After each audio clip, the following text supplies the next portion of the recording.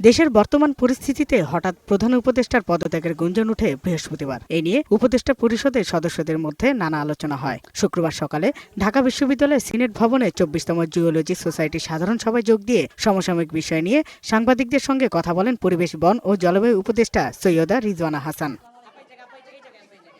উপদেষ্টা রিজওয়ানা হাসান বলেন, নির্বাচনের সময়সীমা দেয়া হয়েছে, এর এদিক সেদিক যাওয়ার কোনো সুযোগ নেই। শুধুমাত্র ইলেকশন করবার জন্য তো আমরা দায়িত্বটা নিইনি, যেহেতু আরও দুটো দায়িত্ব আছে, আমরা সেগুলো আসলে পালন করতে পারছি কিনা। এই যে প্রতিবন্ধকতাগুলো হচ্ছে আমাদের এই বড় দাগের 3টা দায়িত্ব পালন করার জন্য, এই প্রতিবন্ধকতাগুলোকে আমরা কিভাবে মোকাবেলা করব, যদি মোকাবেলা করতে না পারি তাহলে আমাদের কি করণীয় হবে, আমরা সকলে মিলে এটা চিন্তা করছি।